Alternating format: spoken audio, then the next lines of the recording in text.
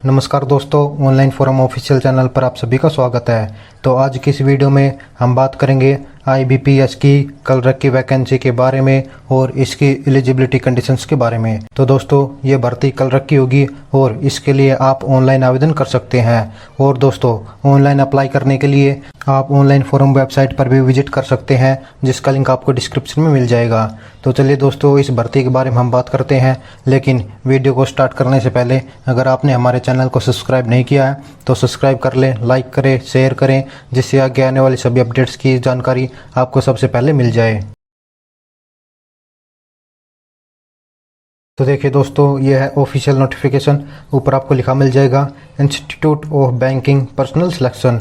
नीचे चलकर आपको लिखा मिल जाएगा common recruitment process for recruitment of clerks in participating banks CRP clerks 11 for vacancies of 2022 and 23। और अब नीचे चलकर आपको इस भर्ती के बारे में पूरी जानकारी मिल जाएगी। जैसे सबसे पहले देखिए दोस्तों, यहाँ पर आपको पार्टिसिपेटिंग बैंक दिए गए हैं, यानी कि IBPS के अंदर कौन कौन से बैंक आते हैं। तो BOB, BOI, BOM, Canara bank, CBI, Indian bank, और इसी तरह से आप इस टेबल को देख सकते हैं। ये बैंक जो है IBPS के अंदर आते हैं। अब इसके बाद यहाँ पर कुछ शेड्यूल दिया हुआ है, यानी कि डेट्स दी गई है। हालांकि दोस्तों, मैं आपको बता दूं, ये जो डेट है ये कंफर्म नहीं है, लेकिन फिर भी मैं आपको बता देता हूँ। ऑनलाइन रजिस्ट्रेशन की जो डेट है वो 12 जुलाई से शुरू होंगे और 1 अगस्त को खत्म हो जाएंगे। यानी कि आप 12 जुलाई से लेकर 1 अगस्त तक इस भर्ती के लिए ऑनलाइन आवेदन कर सकते हैं। और दोस्तों, फीस का जो डेट है वो भी आपको 1 अगस्त से पहले के लिए करनी होगी। अब इसके बाद आगे चलकर आपकी ऑनलाइन एग्जामिनेशन के प्री की डेट दी गई है, जो कि लगभग सितंबर के शुरू में और अक्टूबर के लास्ट में होगा। और ऑनलाइन एग्जामिनेशन मेंस की बात करते हैं तो अक्टूबर के लास्ट में होगा। हालांकि दोस्तों, ये कन्फर्म नहीं है, लेकिन ऐसा हो सकता है। अब इसके बाद आगे चलकर एलिजिबिलिटी क्राइटेरिया दिया हुआ है। तो सबसे पहले आपकी जो सिटीजनशिप है वो इंडिया की होनी चाहिए। इसके बाद एज लिमिट्स की बात करते हैं तो आपकी जो एज है वो 1/7 यानी कि 1 जुलाई को 2021 को कैलकुलेट होगी। इस दिन आपकी उम्र 20 से लेकर 28 के बीच में होनी चाहिए। और अगर आप रिजर्व कैटेगरी से बिलोंग करते हैं तो यहाँ पर आपको उम्र में छूट भी मिल जाएगी। और दोस्तों, अब इसके बाद आगे चलकर आपको यहाँ पर कुछ पॉइंट्स दिए गए हैं रिजर्वेशन से रिलेटेड। अगर आप इन्हें पढ़ना चाहते हैं तो वीडियो को पॉज करके पढ़ सकते हैं। अगर एजुकेशन क्वालिफिकेशन की बात करते हैं तो आपके पास ग्रेजुएशन की डिग्री होनी चाहिए इंडिया के किसी रिकॉग्नाइज्ड बोर्ड से। और दोस्तों, आपके पास कंप्यूटर का भी कोई सर्टिफिकेट, डिग्री या फिर डिप्लोमा होना चाहिए। आपको कंप्यूटर के बारे में जानकारी होनी चाहिए। इसके बाद आगे चलकर यहाँ पर कुछ और पॉइंट्स दिए गए हैं, जैसे कि जो पॉइंट 2 है इसमें आपको बताया गया है आपकी अगर मार्कशीट में CGPA, OGPA में नंबर दे रखे हैं तो उन्हें परसेंटेज में कन्वर्ट करके लिखना होगा। अब इसके बाद आगे चलकर देखें, यहाँ पर कुछ और पॉइंट्स दिए गए हैं एक्स सर्विसमैन या फिर फिजिकल हैंडीकैप से रिलेटेड, आप इन्हें पढ़ सकते हैं। और दोस्तों, अब इसके बाद आगे चलकर देखिए जो इंपॉर्टेंट पॉइंट है, यहाँ पर मैं आपको बता दूं, जो पॉइंट C है इसमें आपको EWS के बारे में बताया गया है। आपके पास इनकम या फिर एसेट सर्टिफिकेट जो है वो होना चाहिए। और अब इसके बाद आगे चलकर देखिए पॉइंट D में प्री एग्जामिनेशन ट्रेनिंग के बारे में बताया गया है, यानी कि आपके जो प्री एग्जामिनेशन होंगे उनकी ट्रेनिंग कहाँ होगी। तो यहाँ पर कुछ एड्रेस दिए गए हैं, सिटीज़ के नाम दिए गए हैं। जैसे मैं आपको बता दूं, अगरतला, आगरा, अहमदाबाद, भुवनेश्वर, चंडीगढ़, जयपुर, जम्मू, जोधपुर, मदुरई, मैंगलोर, पुणे, रायपुर और विशाखापट्टनम, और भी यहाँ पर कुछ सिटीज़ दी गई हैं। यहाँ पर आपकी जो है प्री एग्जामिनेशन ट्रेनिंग होगी। अब इसके बाद आगे चलकर आपके एग्जामिनेशन स्ट्रक्चर के बारे में बताया गया है। तो जो प्री का जो स्ट्रक्चर है इसे आप देख सकते हैं टेबल 1 में। यहाँ पर आपको name of test, number of questions, maximum marks और टाइम अलॉटेड बताया गया है। तो यहाँ पर आपके टोटल 3 पार्ट होंगे, इंग्लिश लैंग्वेज, न्यूमेरिकल एप्टीट्यूड और साथ में ही रीजनिंग एबिलिटी। यहाँ पर आपसे टोटल 100 क्वेश्चन पूछे जाएंगे, जो कि 100 मार्क्स के होंगे। और अगर टाइम ड्यूरेशन की बात करते हैं तो मात्र 60 मिनट आपको मिलेंगी। अब इसके बाद मेंस का भी यहाँ पर जिक्र किया हुआ है। इसमें 4 पार्ट होंगे, जर्नल और financial awareness, journal English, reasoning और साथ में मैथमेटिक्स। यहाँ पर आपसे टोटल 190 क्वेश्चन पूछे जाएंगे, जो कि 200 नंबर्स के होंगे। और जो टाइम है वो लगभग 160 मिनट आपको मिलेगा। और दोस्तों, ये जो पेपर है ये बाइलैंग्वेज यानी हिंदी और इंग्लिश में होगा। अब इसके बाद आगे चलकर देखिए दोस्तों, penalty for wrong answer the गई है, यानी कि पेनल्टी क्या होगी। तो पेनल्टी 1/4 होगी। अगर आप कोई क्वेश्चन गलत अटेम्प्ट करते हैं तो आपको 0.25 जो मार्क्स वो कट जाएंगे। और दोस्तों, ये जो एग्जाम है ये ऑब्जेक्टिव टाइप होगा।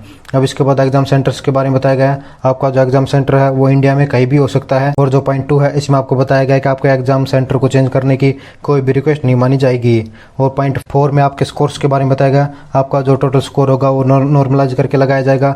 और अलग अलग स्टेट की अलग अलग लिस्ट भी लग सकती है। अब इसके बाद आगे चलकर देखिए दोस्तों, यहाँ पर कुछ और पॉइंट्स दिए गए हैं। अगर आप इन्हें पढ़ना चाहते हैं तो पढ़ सकते हैं। और दोस्तों, आप हमसे सोशल मीडिया पर एज ए स्पेशल मेंबर जुड़ सकते हैं, जिसके लिंक्स आपको डिस्क्रिप्शन में मिल जाएंगे।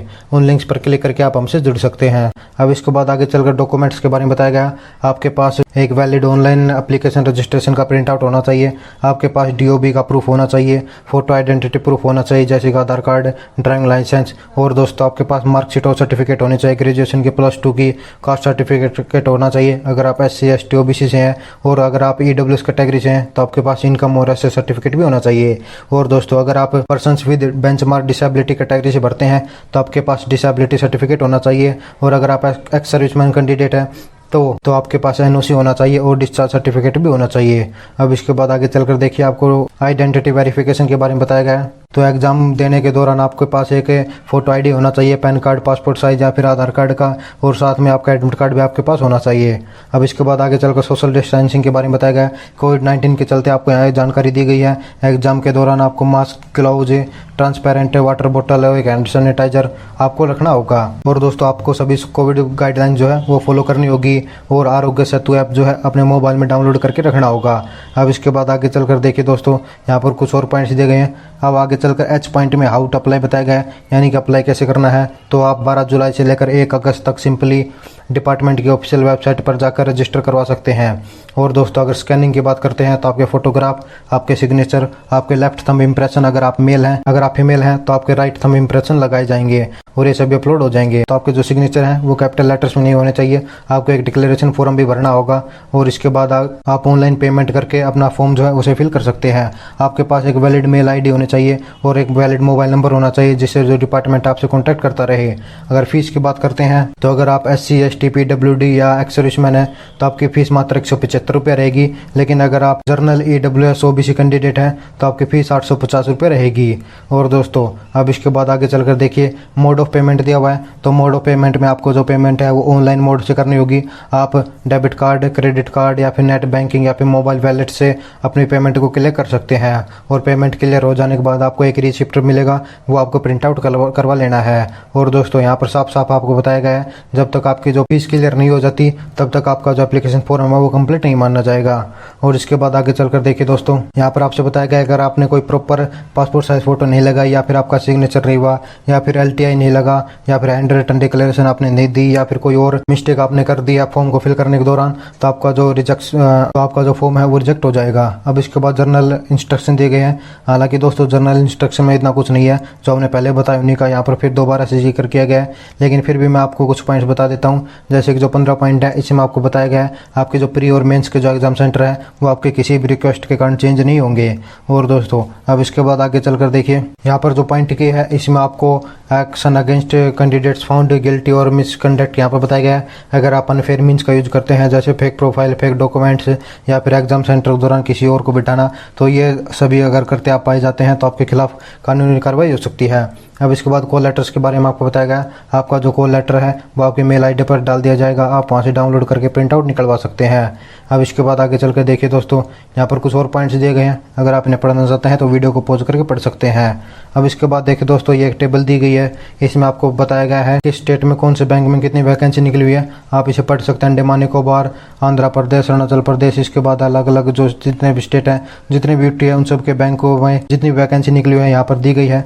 जैसे एक सिंपली हम बात करते हैं हरियाणा में, तो यहाँ पर बैंक ऑफ इंडिया में SC की 1 वैकेंसी निकली हुई है, OBC की 2, EWS की 1, जर्नल की यहाँ पर 6 वैकेंसी निकली हुई है। और अगर केनरा बैंक की बात करते हैं तो यहाँ पर SC की 1 निकली हुई है, OBC की यहाँ पर 2 निकली हुई है और जर्नल की 5 निकली हुई है। इसी तरह से आप सभी भर्तियों के बारे में पूरी जानकारी ले सकते हैं। अब इसके बाद आगे चलकर देखो यहाँ पर काफ़ी टेबल दी गई है, सभी जितने स्टेट्स है, जितनी ब्यूटी है, उन सब की जानकारी आपको यहाँ पर मिल जाएगी। अब इसके बाद दोस्तों इंपॉर्टेंट पॉइंट है कि एग्जामिनेशन सेंटर्स आपके प्री और मेंस के एग्जाम कहाँ पर हो सकते हैं, इसके बारे में यहाँ पर जानकारी दी गई है। हालांकि दोस्तों ये केवल टेंटेटिव लिस्ट है, यानी कि कन्फर्म नहीं है, लेकिन फिर भी मैं आपको बता देता हूँ। जैसे अगर हरियाणा की बात करते हैं तो आपके जो प्री के एग्जाम सेंटर है वो अम्बाड़ा, फरीदाबाद, गुड़गांव, हिसार, करनाल, कुरुक्षेत्र, पानीपत और यमुनानगर में हो सकते हैं। और अगर मेंस की बात करते हैं तो आपके एग्जाम अम्बाड़ा और हिसार में हो सकते हैं। इसी तरह से आप सभी स्टेट और यूटीज के बारे में जानकारी ले सकते हैं। अब इसके बाद आगे चलकर आपको guidelines for scanning upload and documents के बारे में बताया गया है। आपको ये जो डॉक्यूमेंट्स है वो कैसे अपलोड होंगे, अगर आप खुद फिल करते हैं तो इन्हें पढ़ सकते हैं, अदरवाइज आप किसी CSC सेंटर पर जाकर भी अपना फॉर्म को फिल कर सकते हैं। अब इसके बाद आगे चलकर देखिए दोस्तों यहाँ पर सेल्फ डिक्लेरेशन दी गई है। कोविड-19 के चलते यहाँ पर सुरक्षा को देखते हुए ये सेल्फ डिक्लेरेशन आपको फिल करना होगा। और अब इसके बाद आगे चलकर दोस्तों आपको कुछ सर्टिफिकेट दी गई हैं, जैसे कि अगर आप SC के कैंडिडेट हैं, अगर आप OBC के कैंडिडेट हैं, अगर आप EWS कैंडिडेट हैं या फिर आप ST कैंडिडेट हैं, और साथ ही अगर दोस्तों आप PWD कैंडिडेट हैं या फिर एक्स सर्विसमैन कैंडिडेट हैं, तो यहाँ पर आपको सभी सर्टिफिकेट्स दी गई हैं। आपको ये सभी फिल करनी होंगी और इसके साथ अपलोड करनी होगी। हालांकि दोस्तों अगर आप EWS कैंडिडेट हैं तो EWS वाले सर्टिफिकेट ही लगाएंगे, अगर आप एक्स सर्विसमैन से फिल करते हैं तो एक्स सर्विसमैन वाले ही लगाएंगे, अगर आप SC कैंडिडेट हैं तो SC का सर्टिफिकेट ही आपको लगाना होगा। आप यहाँ पर सभी सर्टिफिकेट्स को देख सकते हैं। तो दोस्तों ये थी पूरी जानकारी इस भर्ती की। अगर आप एलिजिबल हैं तो आवेदन कर सकते हैं। और दोस्तों अगर आपको हमारे वीडियो पसंद आया है तो लाइक करें, शेयर करें और चैनल को सब्सक्राइब करके बेल नोटिफिकेशन ऑन कर ले, ताकि आगे आने वाले सभी अपडेट्स आपको टाइम टू टाइम मिल सके। जय हिंद, जय भारत।